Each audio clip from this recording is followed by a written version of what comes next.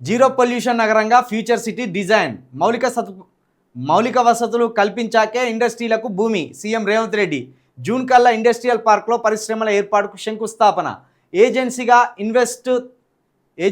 Invest Telangana IT పరిశ్రమల శాఖ అధికారులతో సొసైటీ పారిశ్రామికవేత్తలకు ఎయిర్పోర్ట్ నుంచే ఎస్కాట్ ఆఫీసర్ ద్వితీయ శ్రేణి నగరాలపై ఐటీ ఫోకస్ కేంద్రం ప్రకటించిన హెల్త్ క్లస్టర్లను ఫ్యూచర్ సిటీకి వచ్చేలా ప్రధాని కలుద్దాం 1500 ఎకరాల సువిశాల విస్తీర్ణంలో భారీ డేటా సిటీ ప్రతిపాదిత బుల్లెట్ ట్రైన్ ప్రాజెక్టుకు వెంటనే భూసేకరణ షురు 3 నెలల్లో ప్రభుత్వ ఆఫీసులన్నిటికీ టీ ఫైబర్ ఫ్యూచర్ సిటీలో ప్రజాప్రతినిధులు సివిల్ సర్వెంట్లు జర్నలిస్టులకు 500 ఎకరాలు కేటాయించాలని నిర్ణయం ఎంసీఆర్ హెచ్ఆర్డీలోని పరిశ్రమల శాఖపై సీఎం ఉన్నత స్థాయి సమీక్ష భారత్ ఫ్యూచర్ సిటీలో మౌలిక వసతుల కల్పన అంతర్జాతీయ స్థాయిలో ఉండాలని డిజైన్లు నెట్ జీరో సిటీ తరహాలోనే ఉండాలని సీఎం రేవంత్ రెడ్డి స్పష్టం చేశారు. ఫ్యూచర్ సిటీలో ట్రంక్ ఇన్ఫ్రాస్ట్రక్చర్ అభివృద్ధి చేసిన తర్వాతే సంస్థలకు భూ కేటాయింపులు చేయాలని అధికారులను ఆదేశించారు. వెంటనే సంబంధిత సంస్థలు పరిశ్రమల నిర్మాణం మొదలుపెట్టేలా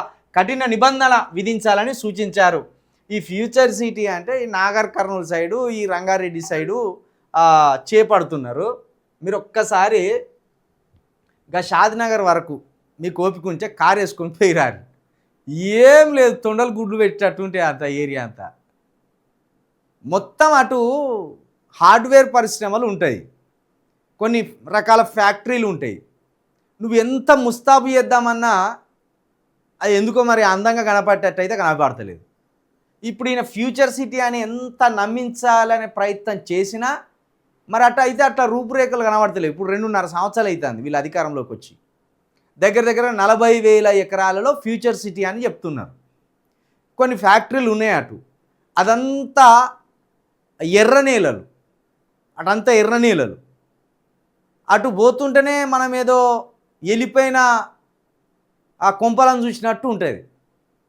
మరి అట్లున్నది. మరి ఏ భరోసాతోటి అటు ఫ్యూచర్ సిటీ అని చెప్పుకుంటా రేవంత్ రెడ్డి గారు ఈ ఆలోచన చేస్తాడో అర్థమవుతలేదు. కేవలం రియల్ ఎస్టేట్కు సంబంధించి అటు భూముల రేట్లను పెంచడానికి ఈ ఆలోచన చేసినట్టయితే మాట్లాడుకుంటున్నారు.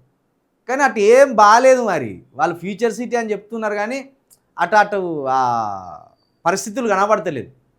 ఇప్పుడు ఒక హైటెక్ సిటీ లెక్క, ఒక సికింద్రాబాద్ లెక్క, ఒక జూబ్లీ హిల్స్ లెక్క, ఒక బంజారా హిల్స్ లెక్క, ఒక గచ్చిబౌలి లెక్క, లేకపోతే ఒక అదేంటిది సింగపూర్ సిటీ అని ఉంటుంది మన హైదరాబాద్లోనే, ఇంకోటి ఫైనాన్షియల్ డిస్ట్రిక్ట్ అని ఉంటుంది.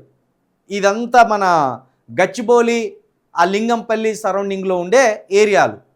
ఇండస్ట్రీ ఏది ఫైనాన్షియల్ డిస్ట్రిక్ట్ ఒకటి, సింగపూర్ టౌన్షిప్ అని ఒకటి. ఇవన్నీ మీరు రాత్రి పోతే వేరే దేశంలో ఉన్నట్టు ఉంటుంది. అట్లా చేస్తా నేను దీన్ని ఫ్యూచర్ సిటీని అట్లా చేసి చూపెడతా అంటాను. కానీ అది ఒక రోజులో అయ్యేది కాదు. ఇప్పుడు 2 సంవత్సరాలు అయితే నువ్వు దిగిపోతావు. మళ్ళీ ఎక్కటోడు అటే ఫోకస్ చేస్తానని భరోసా ఏంటిది? ఇప్పుడు అడావిడిగా నువ్వు నీ పంతం నెగ్గించుకోవాలని అటు పెట్టుబడులు పెట్టండి, అది ఇది పెట్టండి అంటాను. కానీ వచ్చేటోనికి అటు తొండలు కూడా గుడ్లు పెట్టాయి, గటెందుకురా బాబు, గటెవడత్తారా అన్నట్టు చేస్తే ఇదంతా నీళ్ళలో పోసినట్టేనా? మరి ఏం చేస్తాడో మరి 2 సంవత్సరాలు ఏమంటాడు, యుద్ధ ప్రాతిపదికన సంబంధిత సంస్థలు యుద్ధ ప్రాతిపదికన మొదలు పెట్టాలి, లేకపోతే కఠిన చర్యలు తీసుకుంటాం అంటాడు. చూద్దాం. ఆయన సంబరం ఎందుకు కాదంటాం. ఏ పార్టీ చేస్తాడో దిగిపోయే వరకు ఏ ఫ్యూచర్ సిటీ చూపెడతాడో చూద్దాం మనం.